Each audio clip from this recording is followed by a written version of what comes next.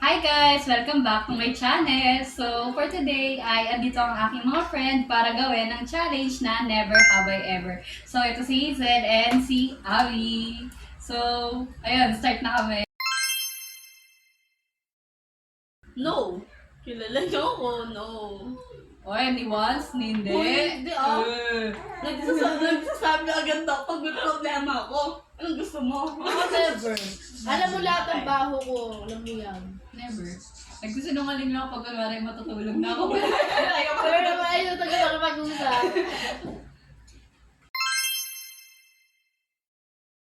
Never. However. Ako, I have. Kasi minsan kapag kapag, alam niyo yan, yung mga students dyan, na, Never. nakakapagod talaga, lalo na pag full day ka, tapos may school project. So, ang gagawin mo, matutulog ka muna, pahinga, ganun. Ako never. Ginagawa ko agad. Alam mo yun? Kasi, aking kinabukasan. Kasi, Hanggang sa ano na yun. Hanggang sa deadline na, oh my bukas na bukas. Ako never. Ginagawa ko muna agad.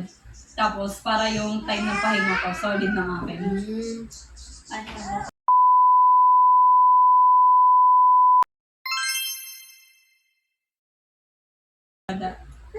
I have! No. Wala kasi akong pera. Kasi nga Ayaw. ba? I have kasi tinatamad ako. Ako wala akong pera. Ako hindi Nagkasakit ng... totoo yun. Nagkasakit kami At least aminado. Never. Ay, kami Never. Masaya na ako kung ano yung ano nila. Kung masaya sila. Ba't Never. kami, una sa lahat, Totoo. ba't kami inggit? Kaya nga. Di ba kapag tropa mo, dapat full support ka? Totoo. Kapag kuya nasasaktan ka, parang masasaktan ka rin, pero wala kang ingit na mararamdaman. Kasi parang magkapatid lang namang turingan eh, gano'n. However, I have. guilty. Kami dati.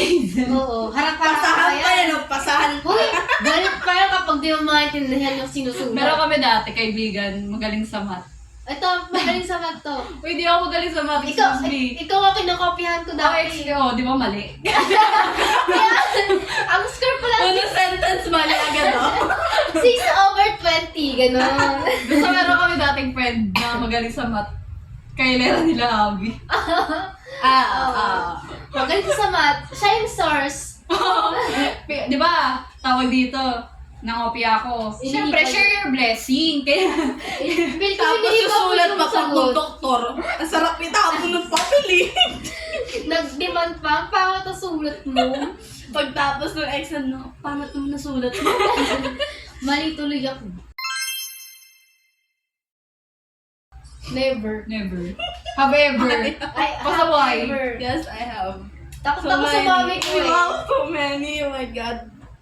Grade 11. Ano yung too many to mention. Grade 11 yun. Ba, sorry. Nasa grade 11 total yan. Oo, ugali niya yan. Ugali niya. Oo.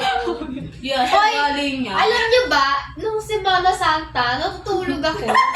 Semana Minay day Santa, minay day niya pa ako, tapos siya nakikita ko umiiyak ako sa video, tapos naghihili. Nakagano pa sa video. Nakagano na yung video na Ang asin day. I swear. Kasi kaya ako yung pinipicturean pag tulog kasi doon na kayo mabait tingnan. Video mo ba Oh, ito siya. Totoo ba? Mukha ba? Sige nga, matutulog na ako. Paano, pikat nga.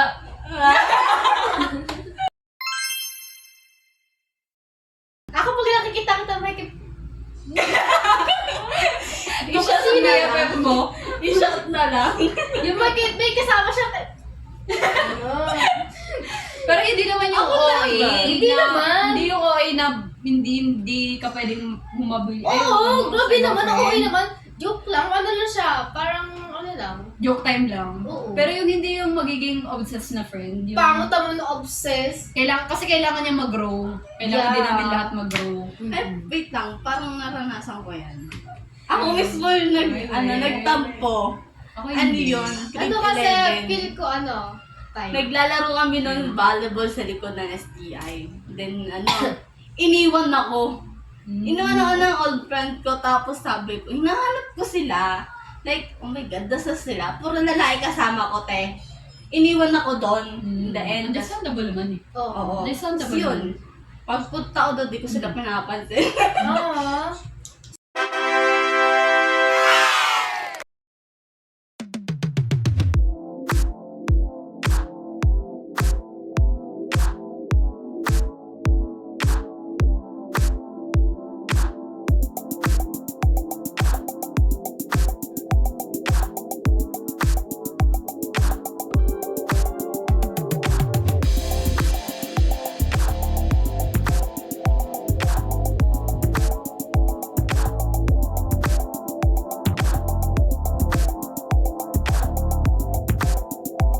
Guys, thank you so much. Kung gusto niyo ng part 2,